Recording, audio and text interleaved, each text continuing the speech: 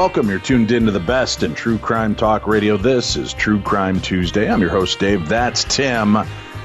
And I got to tell you, with the holiday, kind of monkeyed up our guest schedule a little bit, and they were off by a day, so they were unable to record with us. So after a lengthy discussion with Tim, I decided that, we always promise you guys a show, and for 8 years since we began the show, I've thrown out tidbits and bits of information regarding the story that involved my life, that made me so acutely interested in true crime. But we've only touched on spots of it here and there over the 8 years. So today we're going to take an in-depth look at a true crime that affected my life and is really what kind of put me on the path of fascination of trying to understand the mind of killers, how they think, why they do the things they do, and how people like this find one another when there are more than one killer involved in murders. And this one's tough. We have a lot of really tough shows that we do in here, crimes that are brutal, but there's always a bit of a disconnect because we're not directly impacted by the stories, meaning we're not familiar with the people.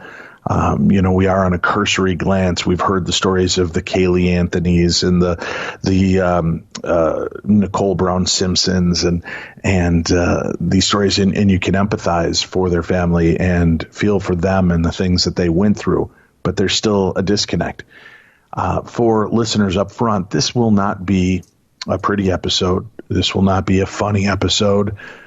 This will be a very real, open conversation between Tim and I regarding a multiple homicide that affected my life and the life of a very good friend. And we're going to talk about this openly because of the content of today's program. I hope and pray that you'll all understand we won't be rolling into dumb crimes, stupid criminals. Simply out of the necessity to just, after I get done with this will be the first time in 24 years I've ever really dove this deeply into a conversation regarding this crime and what happened and the aftermath of it. So we won't just jump into dumb crimes, stupid criminals. We try to do that on most episodes to cleanse the palate after bizarre and heinous crimes. Again, there's somewhat of a disconnect for you, the audience, and Tim and I as the hosts of this show because we're reporting on somebody else's story. So jumping into dumb crimes, stupid criminals is a way to try to get us out of that darker mindset. Unfortunately, in this situation, I just feel it would be just be an awkward transition for Tim and I to go talking about a personal story into this, and for the survivors and friends of mine that are still dealing with this tragedy, for us to go from that right into joking. It just doesn't feel right. So I hope you'll understand that. And I know many of you enjoy the dumb crimes, stupid criminals aspect of the show. And that's a big part of why you tune in. So I hope you'll forgive us in this instance. I will, Tim, this murder splashed the headlines. I remember it sadly like it was yesterday in 1995 in November. I got a distraught phone call from my mom, and she said, honey, did you used to date Debbie Evans? And I said, yeah, I used to date Debbie Evans. Did she have a daughter named Samantha? And I said, yeah, she has a daughter named Samantha. Why? And she goes, well, honey, I've got some bad news. She's been murdered, and so has Deb. And then so has Samantha, her daughter. And I can't even begin to explain that phone call and the way it hit me, because I heard the words, but it literally could have been my mom saying, geese fly south for the winter. Right. Because it was just so nonsensical to this phone call. I couldn't process what she had just said. And I'm like, what? No, Deb's fine. Why? She said, no, honey, I'm telling you, she was murdered. And so was her daughter, Samantha. And we live in Minnesota. in 1995, and I snapped on the radio, and they were reporting on this heinous, unbelievably cruel murder that took place.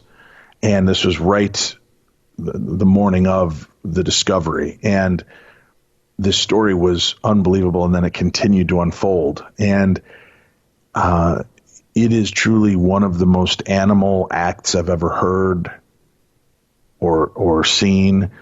And it still is very hard for me to deal with to this date.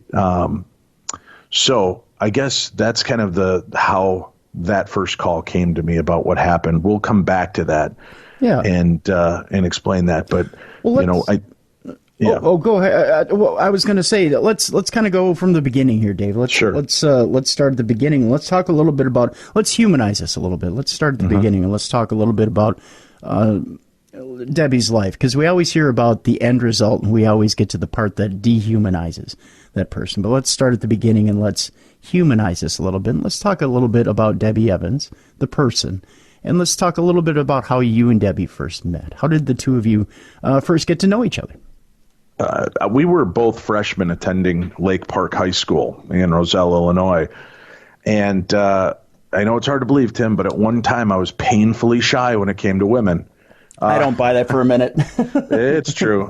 Still am. If it weren't for aggressive women, my life would have been very slow and lonely. But Debbie was my first girlfriend in high school. And I remember being in Mr. Hancock's English class, and Debbie sat in the chair in front of me, and I always thought she was just cute, and she would turn around and chit-chat with me before class and sometimes during our breaks and then after class. And then I remember one day when we were getting up after class, she just reached down and grabbed my hand and held my hand as we were walking out of class. And again, I was still very young and not sure what's going on. Is this friendship protocol in high school between a guy and a girl? Does this mean she's interested in me? At that age, every hormone is screaming and flipping out, trying to figure out what does this all do? And we walked out in the hallway, and she goes, all right, I got to get to my next class. And she gives me a kiss on the cheek and gives me a hug and walks away. And I remember that moment like it was yesterday. And I shook my head, and I'm like, well, that was weird. She's never done that before. And then the next day, met me outside of class and took my hand, and we went into class together. And then after class, same thing. And it wasn't until about 3 or 4 days into this, I go, I asked her, I said, do you hold hands with a lot of your guy friends? Which I guess is probably like the worst question in the world to ask. It's awkward. Right. And she just looks at me and she goes, no, stupid, we're boyfriend and girlfriend. And I'm like, oh, yeah. Oh, no, I get that. I just didn't know if I'm trying to recover from this. Sure. I never asked her out officially. It was just she decided that I was going to be her boyfriend, and that's the way it was. And I was totally cool with it. I had a cute girlfriend, and our dating was very isolated to the school because she had a family that was very loving but had a very religious, strict upbringing, and she wasn't allowed to date outside of school. So it was a peck in the hall, a kiss goodbye on Fridays, holding hands in the hall, maybe a quick cuddle here and there in the hallways between classes. It never went very far, and it didn't last all too long, unfortunately. She was eventually transferred out into a different school. And it was a brief, albeit very meaningful, first love for me. Okay. It was that flirtation with realizing, oh, there's something more than just being friends with girls. This feeling of love was starting to stir in me, and an understanding for having a feeling outside of just being buddies. She was not my one true love of life. She was just my first little love. She was my, that first spark. That little puppy love thing. Right. Yeah. But we really enjoyed each other. We made each other laugh. She was silly. She was goofy. And that was it. And our paths would not cross again until 1987. Okay. Now that, just to give you perspective, was 1981, 82. So this brief love affair of maybe 3-4 months was it. But, I'd never forgotten her. Now, at this time, in 1987, I'd found out I was going to be a dad. Okay. And I was working at a pet store in Stratford Square Mall in Bloomingdale, Illinois. Sorry, I live near Bloomington, Minnesota, so I get those two jumbled up. But I worked at this pet store, and in one day walks this very familiar face. And with her is this beautiful little girl. And I'm like, Deb? She goes, Dave, how are you? Great. We start chit-chatting, and we just really connected again as friends. And she was telling me she was pregnant with her second son, who was born in March. She was expecting to be born in March of 1988. And I said, oh, my God, my first son is going to be born at the end of February 1988. And we kind of laughed about that and talked about, how we'd come together and finding each other as friends again after all these years. And she would come and visit me at the mall every couple of weeks. And there was no sexual undercurrent. There was no dating. It was just two friends reconnecting. Right. And one day she asked if I would help her move something because she was on her own. And I went to this apartment complex with her in Bartlett, Illinois. And she was living in squalor. She didn't have a bed. She was 7-8 months pregnant, laying on the floor on a heap of blankets, and so was her daughter. And there was no crib. There was nothing for her son that was due. They had a really horrible beat-up couch that stunk, and she'd gotten it. Somebody had left it out by the garbage, and she had moved it into her apartment just to have something. So she was kind of living in this really kind of bad environment. And there were a lot of seedy people around this apartment complex. And then found out her door doesn't lock. Ooh. So she was afraid of having anything good because she was afraid somebody would try to take it from her. And, I talked to her. I'm like, well, can't you get, landlords to fix a door? She goes, I've been asking. And my technical aptitude is not very high when it comes to building, fixing, or being a handyman, but we managed to go out and find a very easy door latch kit and everything. And I was able to, believe it or not, fix her doors and locks so that they were safe and guarded. And I took a paycheck and had told my girlfriend at the time, Vicky, what was going on. And I took Deb garage sailing. Okay. So that she would have some stuff. And we bought a secondhand, nice used couch. I bought her a queen size bed and a twin size bed for her daughter. And then in talking to the homeowners, they gave us a crib for her soon to be son. And I slowly started to help her become comfortable in her home. And so that was kind of the beginnings of this friendship rebuilding again. And she had told me at the time that the father of her son she was not close with, and she was afraid he was going to try to take her son away from her if she admitted that she was pregnant with his kid, and had asked me, would you be willing to let me put you down on the birth certificate as the dad? That way, he can never take this baby from me because I'll just say it was yours. And, when you're a teenager and you think you're doing a friend a favor, it all made sense. Yeah, of course, whatever I can do to help. So I told her she could use my name on the birth certificate. And we talked about names. She was going to name him Sean. And I was picking on the name Sean. And that's no offense to any Seans out there. I just, I was ribbing her about it. She goes, oh, yeah, what name would you give him? And I said, well, I want all my kids to have the same middle name. So I'll never be able to use this, but I always love the name Joshua Ryan. I just think it sounds cool. It fits. And she looked at me and she goes, that's really a great name. And she goes, all right, well, since you're letting me put you down as the dad, I'll use the name Joshua Ryan. And that's what happened. Now, my son, which was supposed to be born at the end of February, ended up being born very early in February. Her son was born, I believe, around March 20th, the following month. So we were both blessed with two beautiful little healthy baby boys. And the friendship would continue, but it was sparse. We both had new babies. We both had lives that were ultimately changing, and we weren't able to see each other as much and be buddies. And then I went off to college later in 88, where I met you. Mm-hmm. Yep.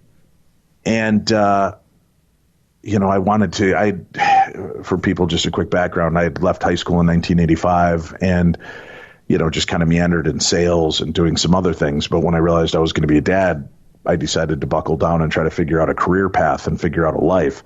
And I went to college at Winona State University. And, Vicki and I, the mother of my oldest son, and I remained friends for all of this and a couple for quite a while. But she was working and meeting people, and I was off at college meeting people. And we decided that, maybe it's a good idea if we see other people. And we cared about each other and still do to this date. We're, good friends. But it just wasn't a conducive relationship for either one of us. So that was it. And Debbie had kept in touch with me. Now, friends through the years. And I would tell her about living in Winona, Minnesota, and how beautiful it was. And she couldn't believe, Tim, you remember, you and I shared a 3-bedroom apartment. Mm-hmm. Yep. Right? Which was actually the upstairs of a bigger house. Yes. Yep. Do you remember how much our rent was? Gosh, I got to think back. How much was our rent there? It's been a long time since those days. How much was our rent there? Our rent came collectively to $480 a month. That's right, it did, didn't it? Yeah. Yeah. So, and okay. we had our friend and roommate Teddy living with us. So all of us kicking in, a couple $100. Right. She couldn't believe, first of all, that we had a 3-bedroom apartment for that little bit of money. Mm-hmm. And she would constantly beg me to help her move to Winona and get out of the life she was in. And, by this time she'd had another son, and she hadn't. I'm sorry. I apologize for that. She had not yet had her other son, but she had been dating somebody and was just, Dave, could you help me out? And, that I wasn't asking for money, just wanted the support and friendship to help her get out of this bad relationship.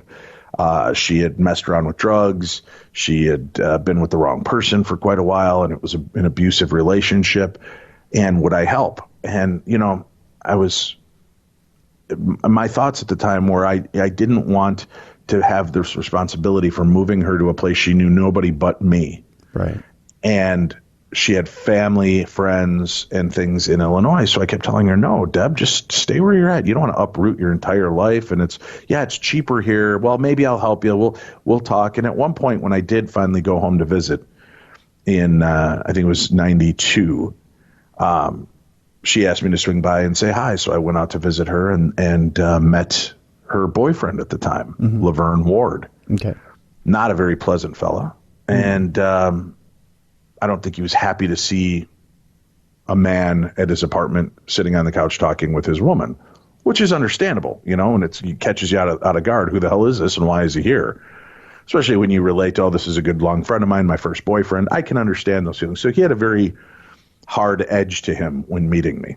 Okay. But that was kind of our one and only meeting between Laverne Ward and I. And I never did follow through to help Debbie break out of that deal. And I've held a lot of guilt over that, especially with the story that unfolded. But that was probably one of the last times that Debbie and I were in touch. And I think that was because he wanted her to end any kind of connection with me and anybody else. Can I stop you with the Laverne Ward visit for a second or meeting him? Let's talk about that for a second, because you do go home to Illinois at that point. You do meet this man and you get this bad feeling. And we all have this instinct, especially when it's a close friend or a closer friend.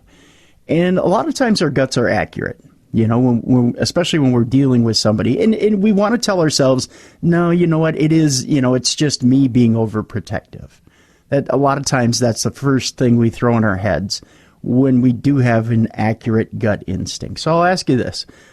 When you were sitting there, mm-hmm. and you're sitting across from Laverne and you start to get this instinct, do you at the time think to yourself, maybe I should pull Deb aside and have a talk with her separate from Laverne and say to her, you know what, I don't really feel good about your situation here. Have you ever thought maybe you should go move back in with your parents, or do you think about giving her the alternate talk of, you know what, maybe you should separate yourself from him? Well, here was the deal. In an all honesty and disclosure, I grew up in middle class white suburbia. Mm-hmm. My interactions with people of color were very limited. I probably, if you look in my high school yearbook, out of the 1,000 students I graduated with that year, yeah, that's right, 1,000 students, I think we had 6 black kids. Okay. So my interactions with people of color were very limited. Okay. And I didn't know much about them. I grew up with, my paternal grandparents were very matter of fact and racist. And so I didn't have the best handle on how things work. So I wasn't racist. I could care less what color this guy was. I was also trying to put myself in his shoes of how would I have felt coming home and seeing some other man in my home when I wasn't there. Okay. And then to find out that was her ex-boyfriend and good friend, and the guy that's name is on the birth certificate. So I understand. And I was trying not to feel racist. I was trying not to feel judgmental. He gave me this glare, but again, I kind of understood the glare. He never acted predatorial towards Debbie. Okay. He never acted. It wasn't like he came in and he's like, make my sandwich, get me a drink. It was none of that. He was very quiet and reserved, but he just had an icy cold glare. Okay. And I was quickly ushered out after his arrival. Oh, okay. So it was a little more subtle than right. And I just didn't want to impose my I hate to use the word racist, but I don't know, I was very limited in my scope of understanding, and all I knew was there was a pissed off black guy. I didn't know what to expect, Right. It was a different time and a different way of belief, and I had no real interaction, so I had nothing to go off of, just what I'd seen on TV and heard people talk about. All I knew is I just didn't want to mix it up with this guy. Understand. I knew that he had a record. I knew that he had some issues. I knew that he and Debbie had some issues.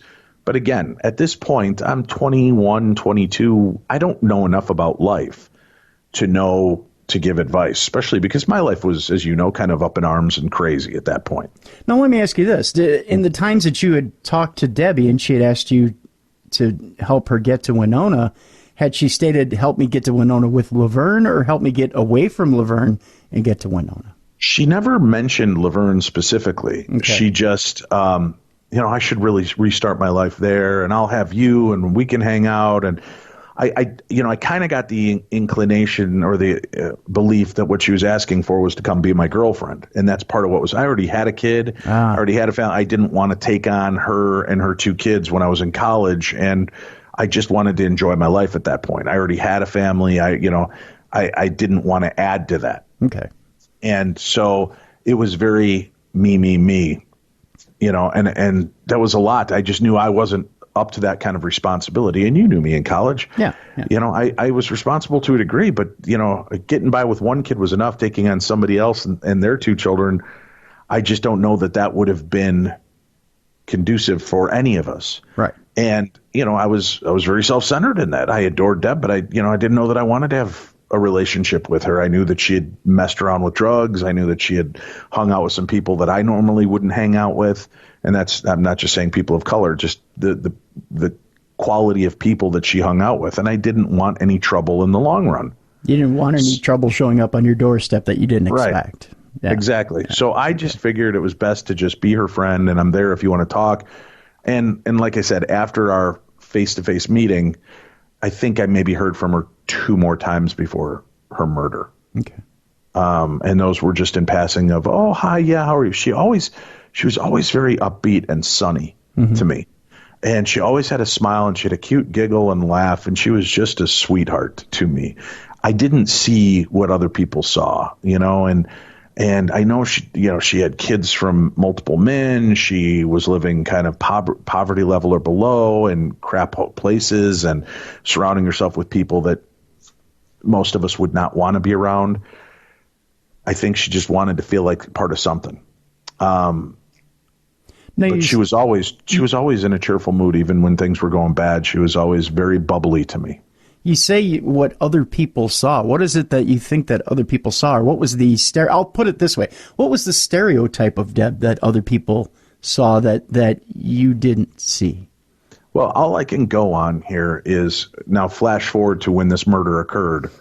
I was listening to radio and TV, and I was a little shocked to hear the way people responded. And, you know, there was a radio host here in Minnesota who, you know, kind of came on and read the story. Oh, she's the mother of 4 kids from 4 different guys. And, you know, she was living in this slum hole, and she was dating one guy and, you know, while fathered the child of another. And, oh, man, you know, this kind of white trash, you kind of expect this stuff to happen was the overall attitude. And people, of course, friends and relatives weren't saying that, but it was the outside media sources, the other people that they kind of came into contact with. It was almost dismissive in nature, as though, well, you know, you kind of had it coming, which totally and utterly shocked me. I actually made a call into that morning show. And I remember that morning, the screener answered the phone, and I said, you know, I know who he's talking about. That was my first girlfriend. And he goes, oh. And I said, and she's none of the things he just said. And then they said, would you like to talk on air? I said, sure would. And they put me on air, and I corrected. Now, to that host's credit, he apologized. Mm-hmm. He realized the error. And I said, nobody deserves to have happened to them, even if she was a drug-addicted stripper. She's not. I'm just saying, even if she was a drug-addicted stripper who was turning tricks in front of her kids, nobody deserves to die this way. Right. And kind of put things back into perspective. And that's, again, kind of flashing forward. So people just, you know, I remember talking to some mutual friends back then that still knew Debbie, and they're like, yeah, she kind of turned into the trailer trash girl, and it's a shame. And, you know, there was just that kind of perception that went along with it. Let me ask you this question, because as somebody who dated her and knew her and cared for her, you say she was looking for something. You know, maybe looking to fit in, looking for something. And it seems, and I'll in fairness and disclosure, I watched a short film about her case to kind of get familiar. To me, it seems like she had a very loving family, like they were a very close family. She was very close to her sister, very close to her family in general. To me, it would seem that there was a closeness within that family, even though they came from a I won't say poor, because poor is a state of mind. Broke is an economic state. Right. I would say they came from a broke economic state.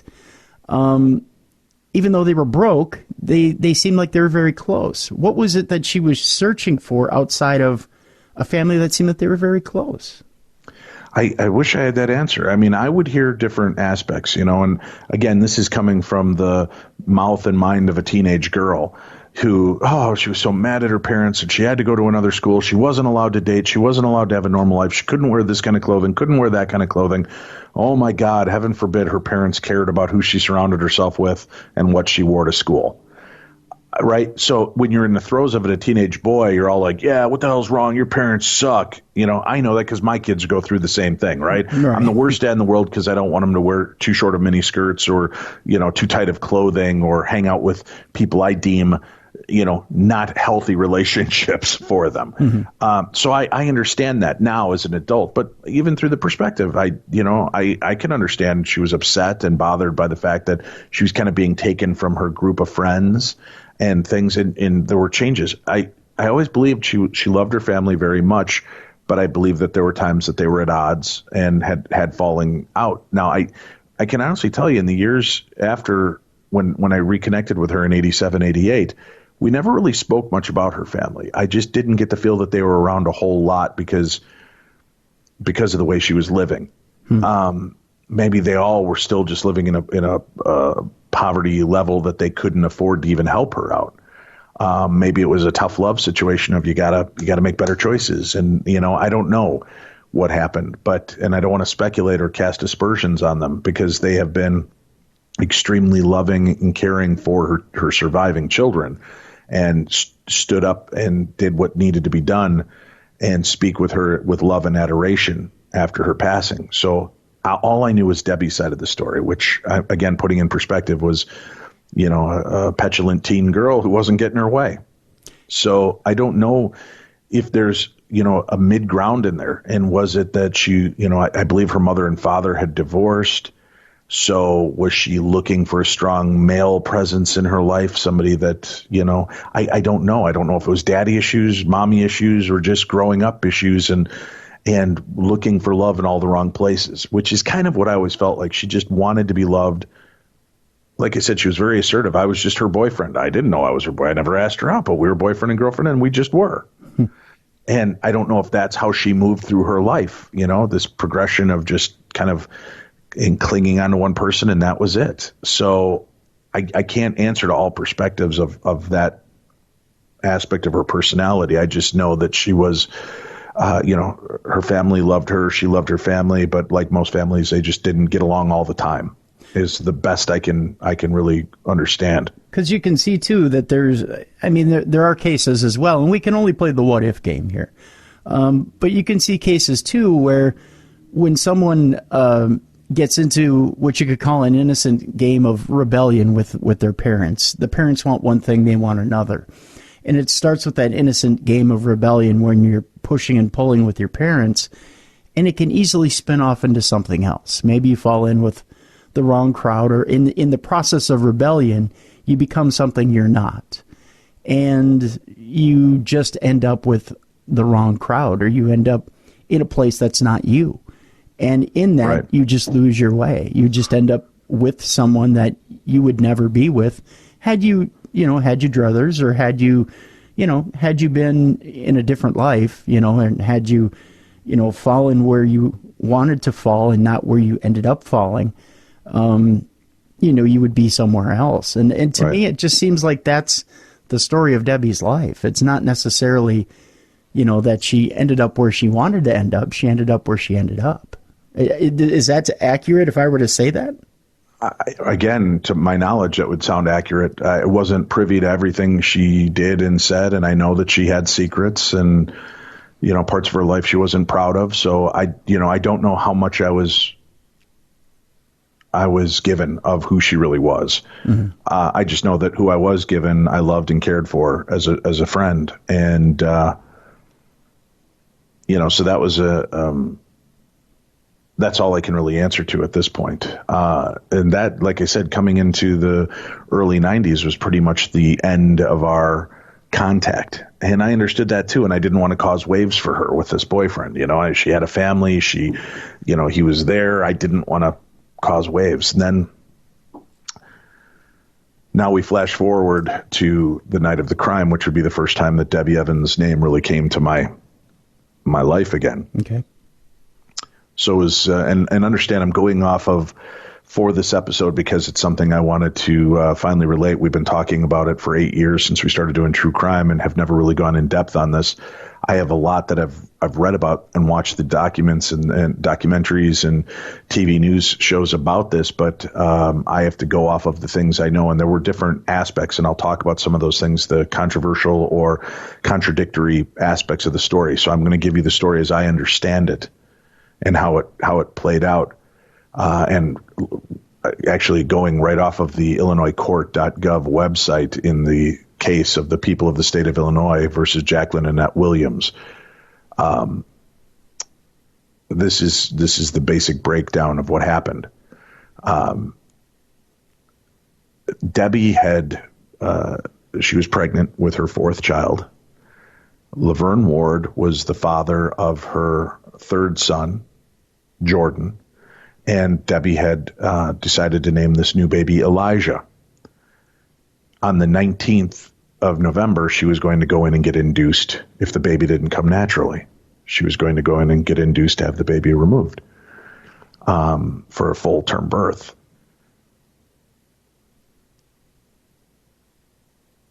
This is where the dark collective of humanity starts to just totally unravel for me. Laverne Ward had a cousin named Annette Williams. Okay, Jacqueline Annette Williams. who was dating a man by the name of Fedell Caffey. Jacqueline Williams was related to Laverne Ward, Debbie's, the father of Debbie's 2-year, or I believe it was 18 months or 19 months at the time she was murdered, and of Elijah, the unborn baby.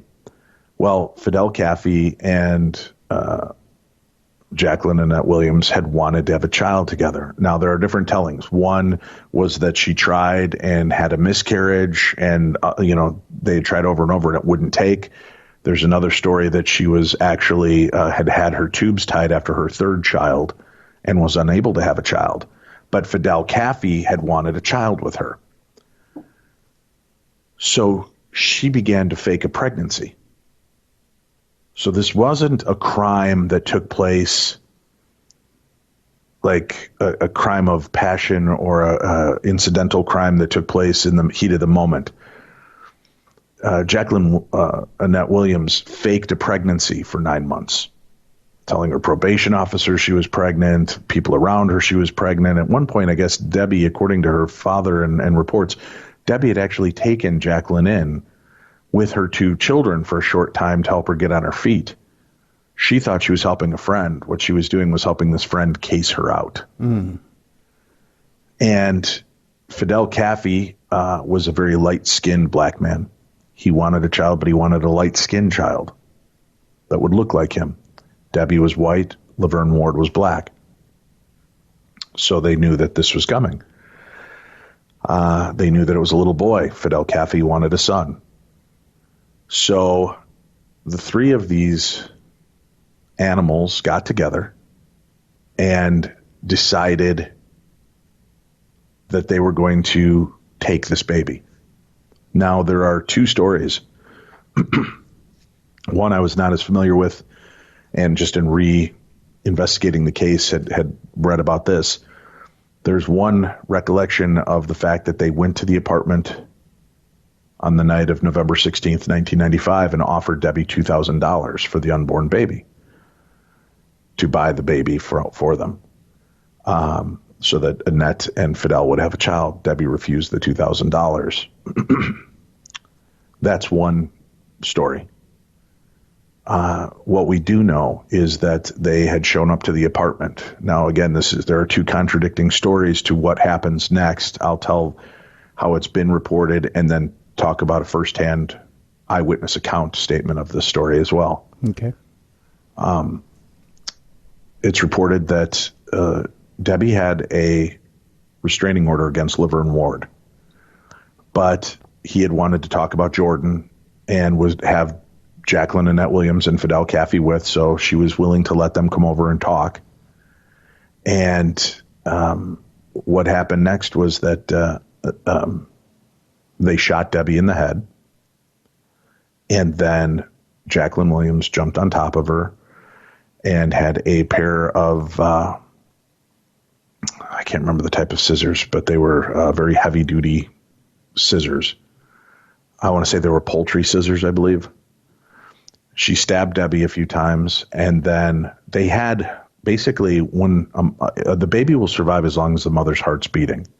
Once the mother ceases to live, they have 3 to 5 minutes to extract the baby for its chances of survival. They shot Debbie in the head, and she collapsed to the floor. They rolled her over. Jacqueline Williams climbed on top of her, and with the scissors, cut her open and took the baby.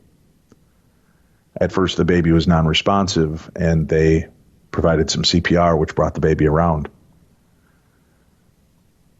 Then they went into the room where Samantha was, and Samantha was her oldest daughter, mm-hmm.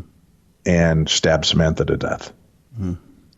Now, this next part of the story, again, diverges into a few different ways. I'm going to talk about the way I've always understood it. Joshua Ryan, the boy that I had named and was born shortly after my son, had hidden in a closet during this melee. And once they had taken the body out, they bathed the baby in the sink, dressed the baby, and left. They left through one door. Joshua Ryan ran out through another. and all he was wearing was boots, a shirt, and a jacket, and he ran out to get help. And when he ran out, he ran right into them. Oh, my God.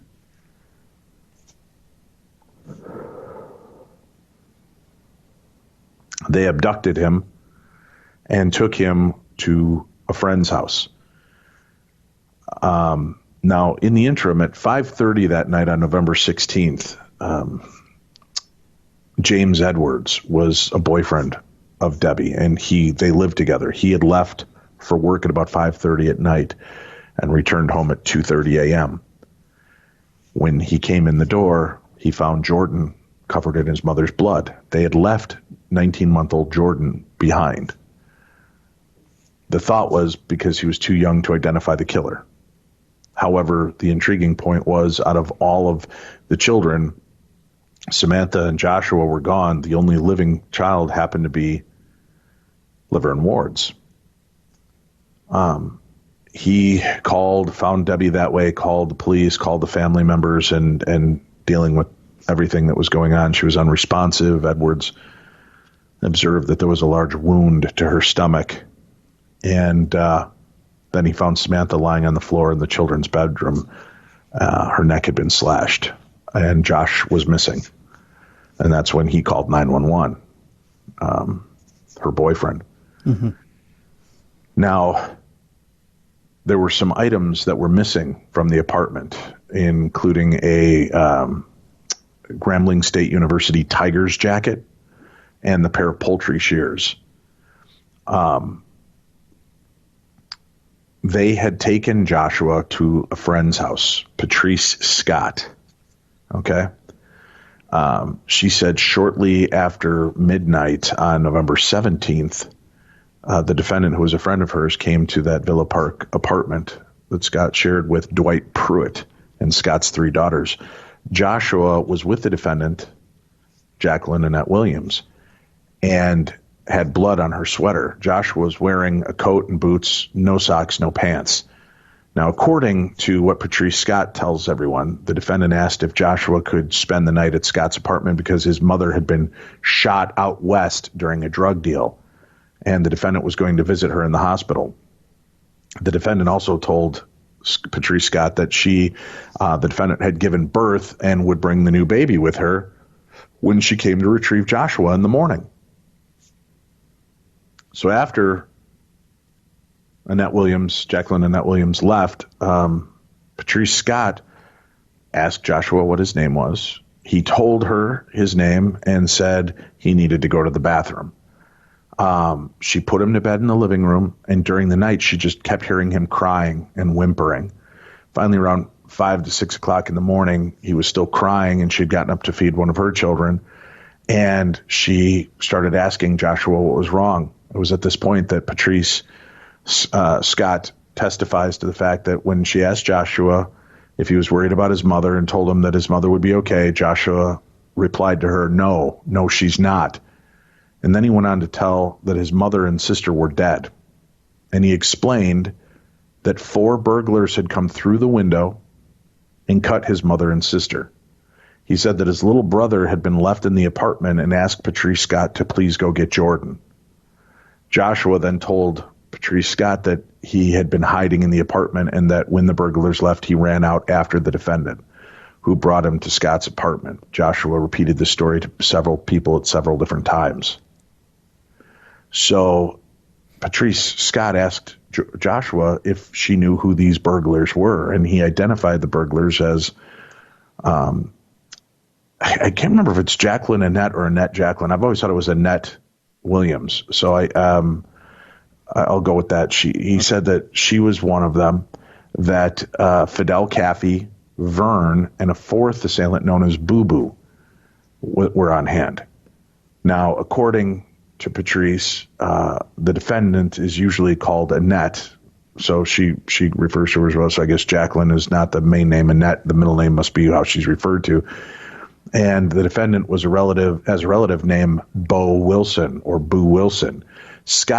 Patrice Scott then admitted that she didn't initially tell police what Joshua had named Fedell and Boo Boo as 2 of the burglars. She testified that she was terrified of Fedell and didn't want to incur his wrath. So at this point, Joshua continued crying, telling what happened to his family. Her kids were reading to Joshua to try to calm him down. He couldn't be consoled. And when her daughters left for school, he begged her to lock the door because the burglars might return. What happened was later on that day, they did return, and Patrice Scott questioned them and said, listen, Joshua told me what happened. And they started yelling, he's a liar, he's a liar. He's mistaken, he's confused. That's not what happened. And Joshua kept saying, yes, that's exactly what happened. Then Patrice Scott said that the defendant, Jacqueline Williams, told Joshua his mother had left some medicine for him. And he said, what medicine? I don't take any medicine. She then brought him into the kitchen and gave him something, after which he started vomiting. It turns out that she had forced him to drink a bottle and a vial of iodine to try to kill him. Then Jacqueline Annette Williams was talking with Caffey and said, he knows too much and he can't shut up. You have to take care of him and take him out to the projects. They didn't do that at first, and he kept talking. And finally, they were left in an awkward position for them. So at one point, they grabbed a rope, wrapped it around his neck, and each began pulling the rope. Patrice Scott screamed, shoved one of them. They dropped the rope. Fedell Caffey grabbed a knife off the counter. They ended up taking Joshua for a ride, had wrapped him in a sheet, took him for a ride. They again tried to choke him. They hurt him, and then they eventually slit his throat, stabbed him, and left him to die in an alley in Maywood, Illinois. God. So this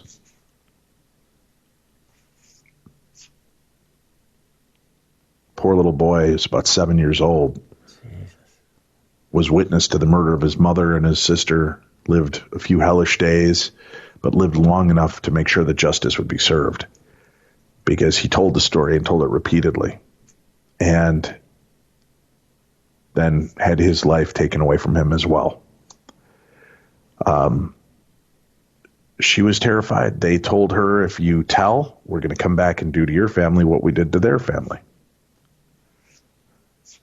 She ended up doing the right thing and contacting police and having that very hard discussion. And the police went and found them, and they had the baby. She had been out introducing neighbors to this baby as theirs, Fedell Jr. And I guess at the time they found her, not only did she have the baby, but she was wearing the jacket that had been missing. So they had this woman dead to rights. Outside, they had found the poultry shears outside the apartment, some other clues along the way.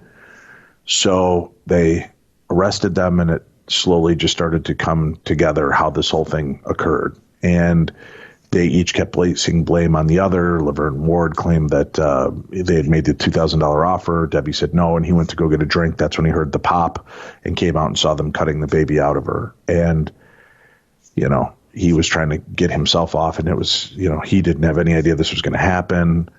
Fedell Caffey claimed he had no clue it was going to happen, but then later on kind of gave more information, and that Williams gave information.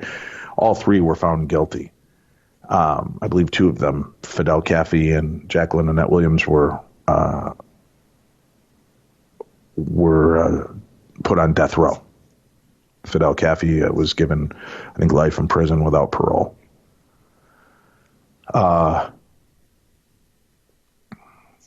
So this kind of horrific story is what happened and what I saw unfold over the next couple of days. All I knew was Joshua was missing. Then they found his body.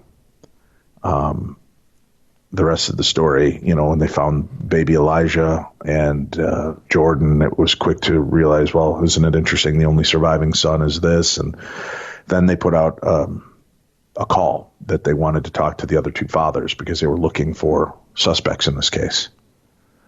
And that's, again, where my story kind of intersects. When I saw that they were putting out on the news that they were looking for fathers, I called in to the police and said, my name is David Schrader. I was friends with Debra Evans. She told me she might put my name on the birth certificate, so I don't know if I'm officially listed as the father. I'm not the biological father.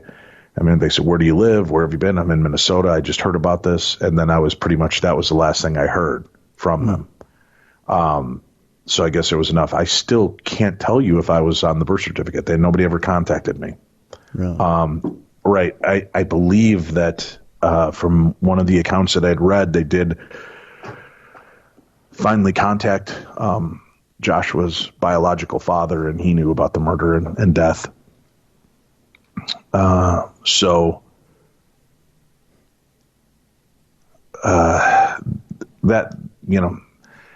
that's what took place. My friend died slowly and painfully, having her baby extracted from her by 3,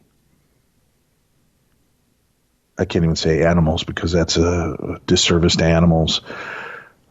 These 3 demonic forces that conspired and worked together to end her life, the life of 2 of her children, and extract her unborn child to claim as their own. Wow. And, the thought that you would then parade that child around as your own is almost a sickening celebration. Well, she had to own up to it, and she claimed that the baby had been born a couple weeks prior, so that it predated the murder, so it wouldn't seem as though the baby just showed up the day after Debbie died, but she was stupid enough to wait until the day after Debbie died to start parading the baby around, which set off a lot of signals as well. Yeah. It's just a sickening celebration of it all, and it just turns your stomach. Now,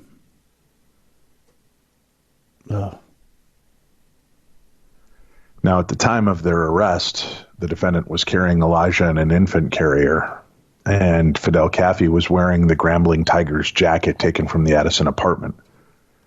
Police examined Elijah, who was very much alive, and observed a bloody piece of gauze taped over his navel. And in her initial conversations with police and prosecutors, Jacqueline Williams minimized her role in these murders and kidnappings. According to this docket, it says, for example, during some conversations, she stated that Elijah was her son. She had given birth at a friend's house on November 16th. The defendant also stated that Caffey was the baby's father and that the baby's name was Fedell Caffey Jr.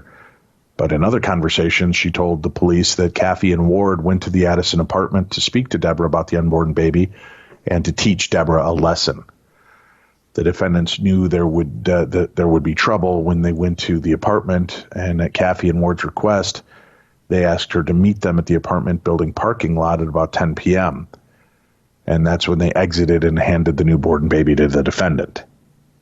So that was her second take on the story. She also put much of the responsibility for Joshua's kidnapping and murder to Patrice Scott and Fedell Caffey, of all people. For example, she told police that Scott gave Joshua Visine and soda pop to drink, trying to kill him. The defendant also said that Caffey and Scott wanted her to leave Joshua in the projects, but she couldn't. So she brought him to the Schaumburg townhouse. And according to defendant, Caffey was angry that she brought Joshua to the townhouse and asked her to get a knife, which she did. That's when Caffey instructed Jacqueline Williams to pull off at the end pull on the ends of these cords that were wrapped around this little boy's neck, and tried to end his life in the car ride. Then she stated that they just left Joshua in an alley in Maywood. Scott threw a sheet in which Joshua had been wrapped out of the car window as they drove by the Baldwin Piano Factory, leaving that behind as well.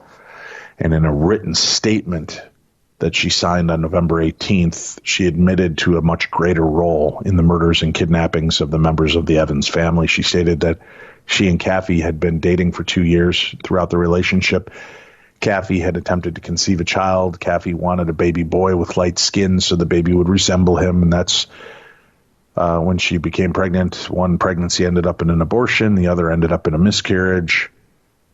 So for somebody that wants to have a child, I don't know how one ends up in a miscarriage. That's a choice and a decision that was made. But everything about this was bizarre. It was said that Caffey made the cut crossways on Debbie's abdomen with the poultry knife, and as he cut, she could see the head of the baby, and then she and Caffey had wanted the baby because it was a boy. The other stories tell that it was Jacqueline Williams that cut the baby out because she had some understanding and nursing background, I guess. That's why I said there are so many stories in this. They showed up to the apartment, but Joshua reports that they crawled in through windows. His testimony, which was very rare that they allowed a dead boy's voice to be heard. Usually that's, I think, called hearsay, because he was relating it to Patrice Scott, who related it to the police. But they deemed it admissible in court, which played a big part in the convictions. So there are parts of the story I don't know if they broke in through windows and committed this crime. I don't know if they entered knowingly and with permission from Deb.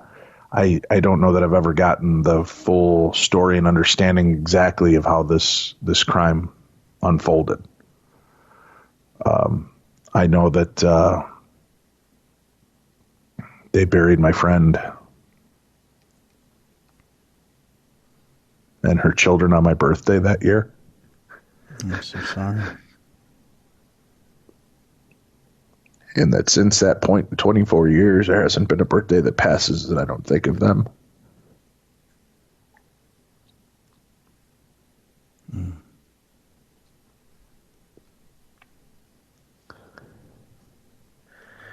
And the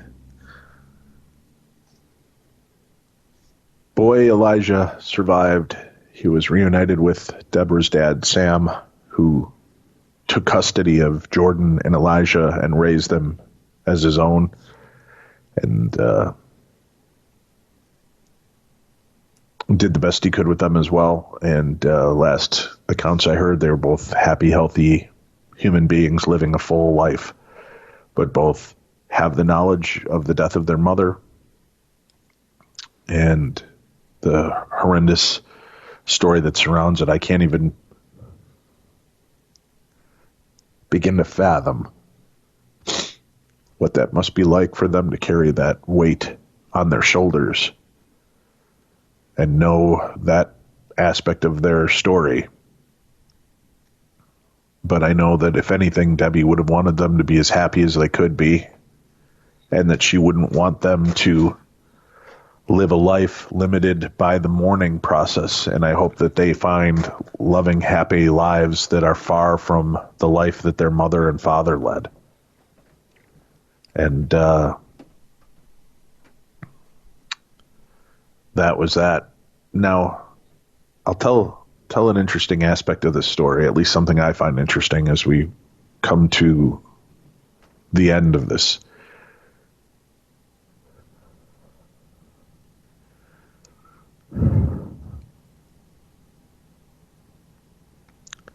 I carry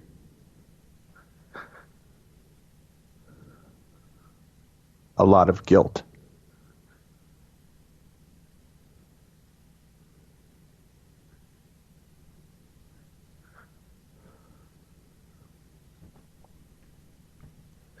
Because a friend reached out and I was more self-absorbed and I didn't take action and help her.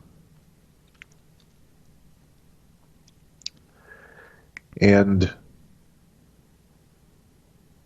people ask about our aspects of the paranormal and things that drive us and what we find fascinating. My name is nowhere to be found in any of the documents regarding Debbie's life or death. As a matter of fact, in a newspaper quote or two, it's a friend is how I'm referred to.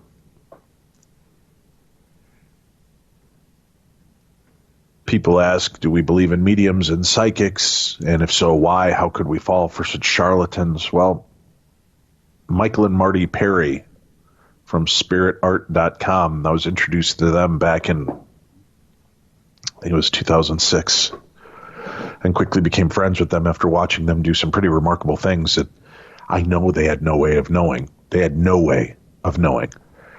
And at one point, they drew a picture of my grandfather who had passed away. So unbelievably good was this picture that I showed it to my mom and aunt. They asked where where I had a sketch done of my grandfather.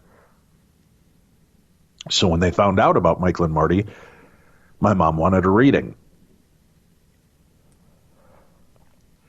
And we met on the Queen Mary.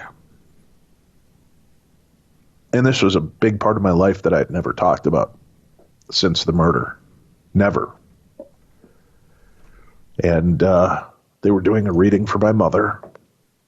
And Michael began, I don't know how else to explain it except for channeling my grandfather.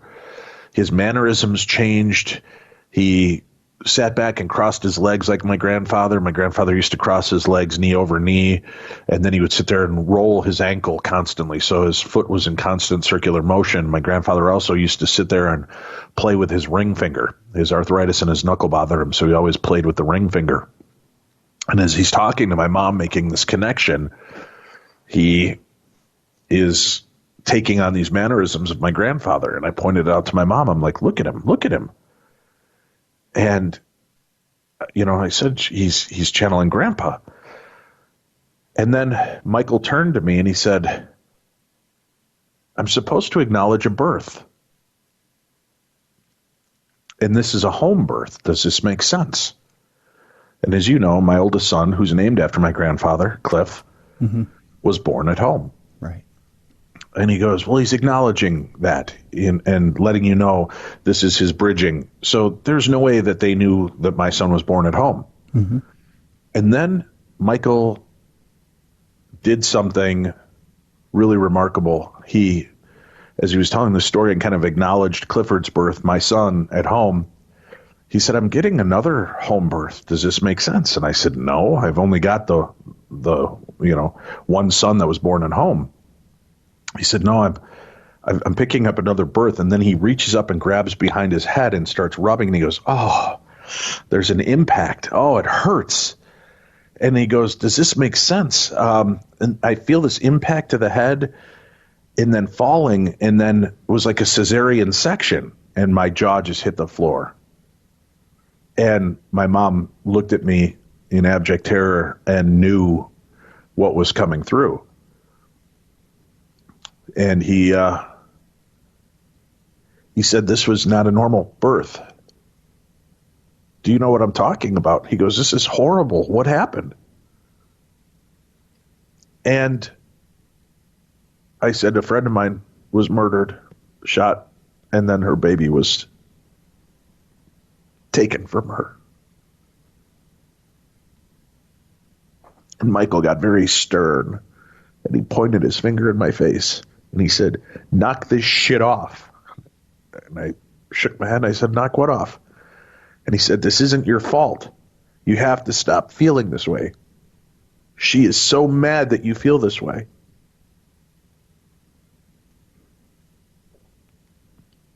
And that she would never have put this on you.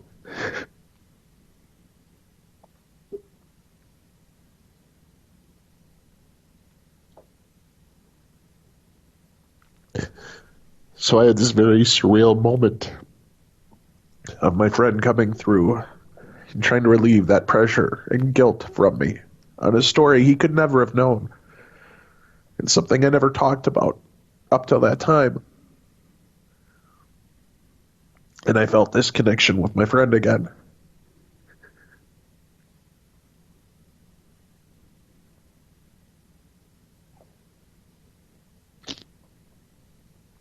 It did help because I knew that she was okay in the afterlife. And she was with her kids. And she would always be with Elijah and Jordan. And these were the things that he passed on to me. There was no generality. There was no, is there an S name or a D name? There was none of this. It was a specific shot to the head, cut open, baby taken out. This isn't a normal birth. What the hell happened? He was as distraught as somebody that would have been watching and witnessing this as it unfurled. And he addressed me to let this guilt go. And it did have an impact, and for a long time I was able to, and I still understand it wasn't my role to play, but it doesn't make it any easier as a friend to have lost 3 beautiful lives and wonder if there's something I could have done about it. So that is why I have such a fascination with true crime. I can't understand the mindset of one person. Listen, I've been mad, and man, there's a few people I'd like to put a bullet through just because of how horrible they are as human beings. But I could never fathom taking a life, let alone coming into contact with 2 other people that share that same thought with me and would plot and plan over months to end somebody's life so that they could have a baby.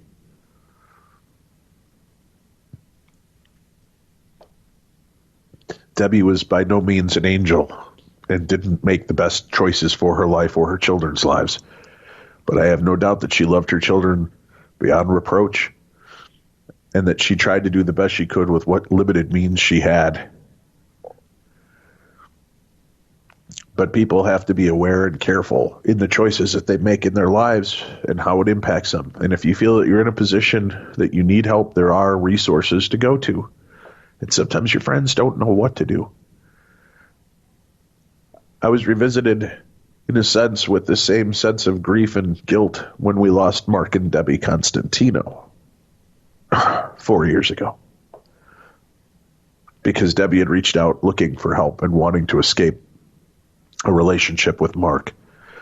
And I told her, I said, Debbie, I love you. I'll always love you. You're my friend. I can't help you because he's nuts. I've heard the way he's screamed and yelled when you've been on the phone with me and said things to me that make no sense. I can't have you come here. I don't think any of us would survive it. Within the year she was dead.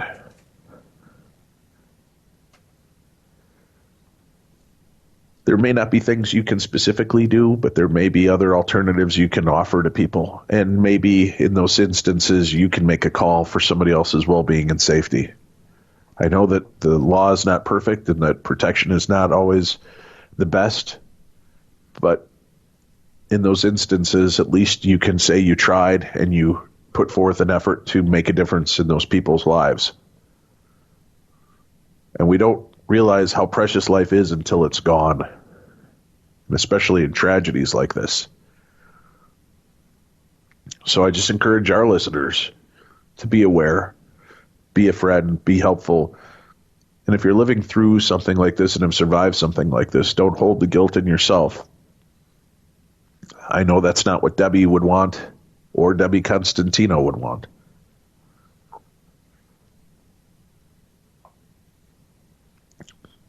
But just be aware and try to do what you can to help people. And if it doesn't work out, understand that at least you put in an effort and you were there and you were a loving influence in their lives. And that's the best we can hope for in anybody's world. So for 8 years, we've touched on aspects of this story.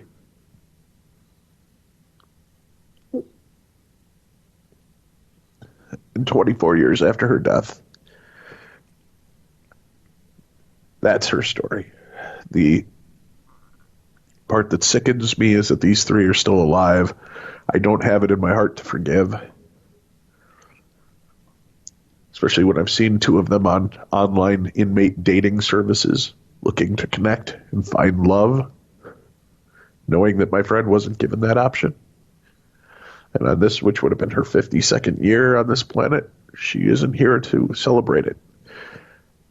She's now been gone almost as many years as she was alive. That's a tragedy. A senseless tragedy.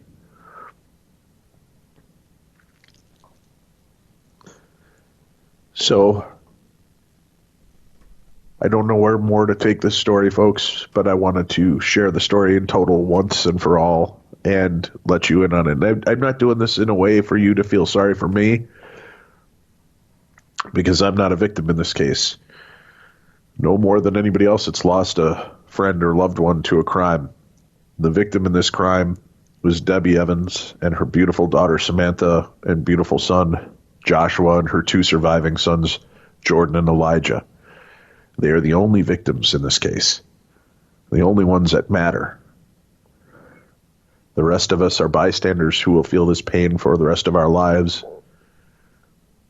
But we need to remember those people and hold them in high esteem. And don't judge people because of their circumstances. Sometimes it's the lot that they're dealt in life and they try to make the best of it, and it doesn't always work. It broke my heart to hear people refer to her in derogatory terms after her death, or almost okay her death because of her circumstances. There is no reason that anybody's life should end, let alone in that type of way, from those type of people. So if any of you out there listening to the show ever have that sense of wanting to hurt somebody, make a call. There are places you can call anonymously to talk it through. Watching crimes unfold on a weekly basis around the world, shootings at schools, movies, at the mall, at the restaurants, we never know when our ticket's going to get punched. So make the best of the life you've got and try to be as loving, kind, and forgiving as you can to as many people as you can, because you might be the difference in somebody's life that keeps them from making that wrong choice.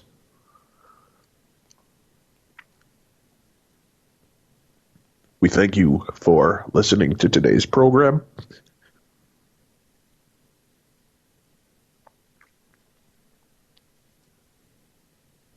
Which we dedicate lovingly in the memory of Debra and her children, and her surviving family and friends. May all of you listening never know